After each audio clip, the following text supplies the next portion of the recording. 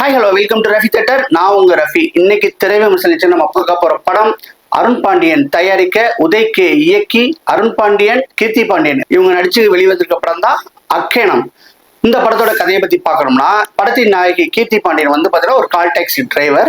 அவங்க வந்து பாத்தீங்கன்னா ஒரு அம்மா ஒரு குழந்தையோட வந்து ரொம்ப கஷ்டப்பட்டுட்டு கால் டாக்ஸி ஓட்டி குடும்பத்தை நடத்திக்கிட்டு இருக்காங்க. ஒரு தைரியமான பொண்.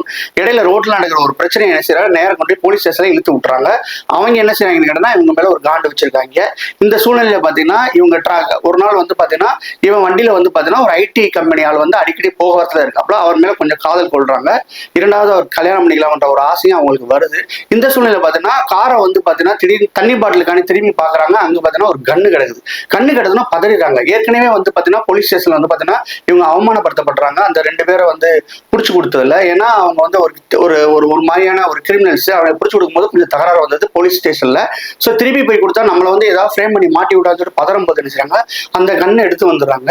இந்த கண்ணை வந்து இப்ப வந்து ஒப்படைக்கணும். அப்போ வந்து பாத்தீங்கன்னா அந்த கால் டாக்ஸில வந்து யார் வந்தாங்க கண்ணை ஒட்டுப்பான்னு சொல்லிட்டு ஒருத்தர் கால் பண்றாங்க.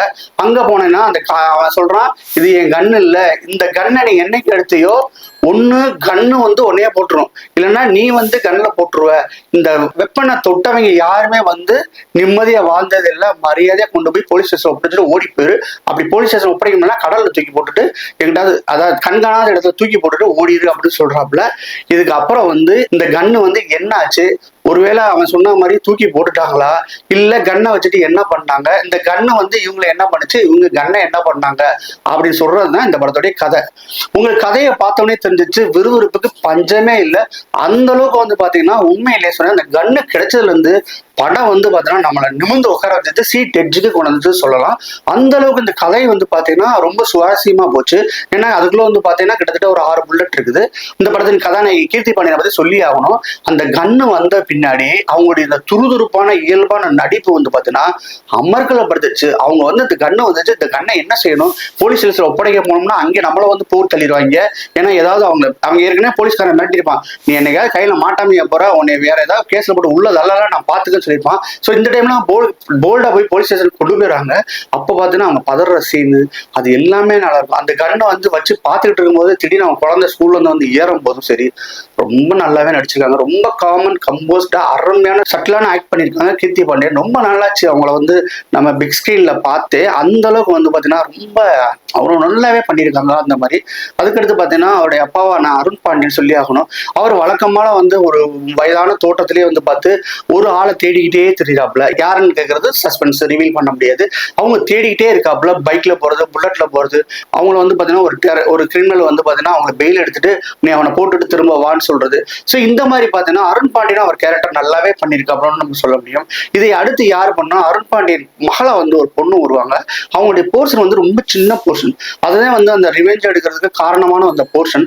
அந்த போர்ஷன் வந்து ரொம்ப கியூட். அவங்க பேர் எனக்கு சரியா தெரியல. அந்த ஹீரோயின் ரோல் வந்து பாத்தீங்கன்னா பக்காங்க, அப்படியே பயங்கரமா இருக்கும். ஏன்னா ஒரு ஐடி கம்பெனில வேலைக்கு போறாங்க. அங்க வந்து பாத்தீங்கன்னா அவங்க ஒரு ஸ்டெப் எடுப்பாங்க. அதுக்கு பின்னாடி அந்த ஐடி கம்பெனினால அவங்களுக்கு ஒரு சின்ன பிரச்சனை வரும். அந்த பிரச்சனையை ஃபேஸ் பண்ற விதமா இருந்தா சரி, எல்லாமே சரி, அந்த பிளாஷ்பேக் போர்ஷன் வந்து ரொம்ப யதார்த்தம், ரொம்ப எம்மியா பண்ணியிருக்காங்க. சூப்பரா இருந்துச்சுன்னு சொல்ல முடியும். அந்த சீனு ஒட்டு மொத்தத்துல இவங்க எங்க கோட்டை விட்டாங்கன்னு தெரியுமா, அந்த ஸ்கிரீன் பிளே தான் விட்டாங்கன்னு சொல்ல முடியும். இந்த கதை அருமையான கதையை வச்சுக்கிட்டு அவங்க நகர்த்தின விதம் வந்து பாத்தீங்கன்னா ரொம்ப ஸ்லோவா நடத்துவாங்க. நம்ம வந்து மேட்ருக்குள்ள போனா ரொம்ப ஷார்ப்பா ஃபாஸ்ட் கட்டிங், அந்த பக்கம் இந்த பக்கம் அப்படியே போட்டு இவன் யாருங்கிறத வேற ட்ரூட்ல இந்த மாதிரி அந்த மாதிரிலாம் சொல்லாம இவங்க எப்படி வந்து கால் டாக்ஸி வந்து ஒரு இடத்துக்கு ஜிபிஎஸ் செட் பண்ணாங்கன்னா எப்படி நேரம் போகுமோ அந்த மாதிரியே வந்து அவங்க போயிட்டாங்க. நீங்க நேரம் போகணும், எதுல போகணும், எதுக்காண்டி போகணும்ன்ற ஒண்ணு இருக்கு இல்லையா. ஸோ அதை வந்து இவங்க படத்தையே வந்து பாத்தீங்கன்னா ஒரு நேர் கோட்ல வந்து பிளே பண்ணி போனதுனால வந்து பாத்தீங்கன்னா ஒரு மாதிரியா என்ன செய்யுது, அந்த ஸ்டோரி லைனும் அந்த இதுவுமே கை கொடுத்தா கூட ஸ்கிரீன் பிளே வந்து ஒரு கிரிப்பிங்கா இல்லாம ஒரு ஸ்பீடியா இல்லாம ரொம்ப ஆவரேஜா. அதுக்கு பட்ஜெட்லாம் ஒரு பிரச்சனையே இல்லை, அவங்க எடுக்கிறதுல தான் இருக்குது. ஸோ இன்னும் கொஞ்சம் நல்லா ஒரு இம்ப்ரவைஸ் பண்ணி ஒரு நல்ல என்ன சொல்ற ட்விஸ்ட் அண்ட் டர்ன்ஸ் மூவ்மெண்ட்லாம் கொடுத்து போனீங்கன்னா இந்த ஆக்ஷன் த்ரில்லர் வந்து ரொம்ப நல்லபடியா வந்திருக்க வேண்டிய படம். ஆக்சுவலி வந்து இவங்க போட்டோ விட்டா தான் சொல்ல முடியும். ப்ரொமோஷன்ல கூட கொஞ்சம் போட்டோ விட்டாங்கன்னு தான் சொல்ல முடியும். இவங்க வந்து இந்த படத்தை வந்து நல்லபடியாக எடுத்துக்கொண்டு போயிருந்தாங்கன்னா படம் வந்து வேற ரேஞ்சுக்கு பேசப்பட்டிருக்கும், பயங்கரமா போயிட்டு இருந்திருக்கும். ஆனாலும் பாத்தீங்கன்னா அங்க வந்து அவங்க மிஸ் பண்ணிட்டாங்க. இவங்க முழுக்க முழுக்க கோட்டை விட்டது கதையில வச்ச கான்சென்ட்ரேஷனை வந்து ஸ்கிரீன் பிளேல வைக்கல. கதை நல்லா இருக்கு, எப்படி பாத்துருவாங்கன்னு சொல்லிட்டு பாத்துக்கலாம்டா, போட்டு போட்டு அப்படின்னு சொல்ற மாதிரிதான் இந்த கதையை வந்து பண்ணியிருக்காங்க. ரியலி வந்து பாத்தீங்கன்னா இந்த கதை வந்து நீங்க வந்து உட்காந்து இதுக்கு தகுந்த மாதிரி ஒரு ஸ்கிரீன் பிளே பண்ணியிருந்தோம்னா ஒண்ணுமே இல்லைங்க. எட்டு தோட்டாங்கன்னு ஒரு படம் இருக்கு இல்லையா, படத்துக்கு படம் கம்பேர் பண்றதா நினைக்காதீங்க. இந்த இடத்துல சொல்லி ஆக வேண்டிய சூழ்நிலை நான் சொல்றேன். எட்டு தோட்டாங்கிற படத்துல வந்து பாத்தீங்கன்னா அந்த தோட்டா அந்த கன்னை எடுத்து போனது யாருங்கிறத அவ்வளோ அழகா ஸ்கிரீன் பிளே சொன்னதுனாலதான் வந்து பாத்தீங்கன்னா அது இந்தியா ஃபுல்லா பேசப்பட்டுச்சு. இன்னைக்கு வந்து ஸ்கிரீன் பிளேக்கு அந்த படம் வந்து ஒரு எடுத்துக்காட்டா முடிஞ்சிச்சு. எட்டு தோட்டாக்கள் படம் பெரிய கமர்ஷியல் ஹிட் ஆகாட்டினா கூட அந்த வெற்றிக்கும் அந்த எம்எஸ் பாஸ்கருக்கும் வந்து ரொம்ப பேர் வாங்கி கொடுத்த படம். ஒரு அருமையான வந்து ஒரு ரீசன் வந்து பார்த்தீங்கன்னா ரொம்ப வெயிட்டா சொல்லியிருப்பாங்க. ஸோ அது மாதிரி வந்து இந்த படம் அமைஞ்சிருக்க வேண்டிய படம் தான். ஆனால் சரியா அமையலன்னு சொல்ல முடியும். அதுக்கு வந்து பேட் லக்குன்னு சொல்றதா இல்லை சரியா ஒர்க் பண்ணலான்னு சொல்றதாங்கிறது எனக்கு சரியாவே தெரியல. ஆனால் ஒட்டு மொத்தத்தில் வந்து பார்த்தீங்கன்னா டெக்னிக்கலும் பார்த்தீங்கன்னா இந்த படத்தில் ரொம்ப ஸ்ட்ராங் தான் சொல்ல முடியும். எங்கேயுமே கேமராமேன் வந்து காம்ப்ரமைஸ் பண்ணலை. ஏன்னா நான் எடுக்க வேண்டியது இதுதான் சொல்லிட்டு அவர் அழகா தெளிவாக எடுத்தாரு.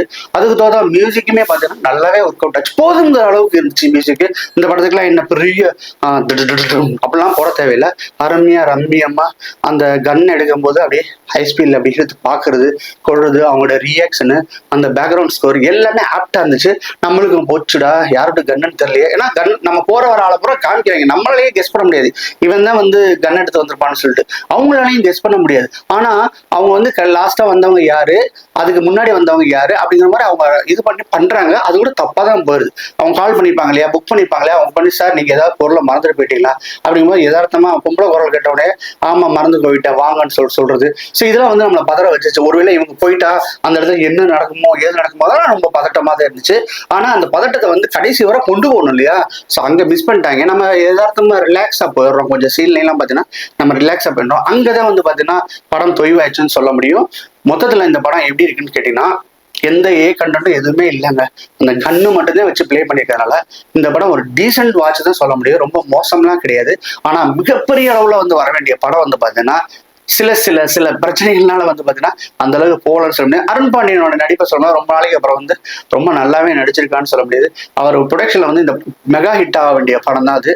ஸோ எங்கேயும் மிஸ் பண்ணிட்டாங்கன்னு சொல்லணும் இல்லையா. ஸோ அதனால மிஸ் ஆயிடுச்சு. இந்த படத்துக்கு என்னோட மார்க் பார்த்தீங்கன்னா 6.6 கொடுப்பேன் அவுட் ஆஃப் 10. மீண்டும் வேறொரு வீடியோவில் சந்திக்கிறேன். அதுவரை பாய். இந்த வீடியோ பிடிச்சிருந்துச்சுன்னா லைக் பண்ணுங்க, ஷேர் பண்ணுங்க, கமெண்ட் பண்ணுங்க. ரஃபி தியேட்டரை மறக்காம சப்ஸ்கிரைப் பண்ணிருங்க, பெல் பட்டனை கிளிக் பண்ணிருங்க.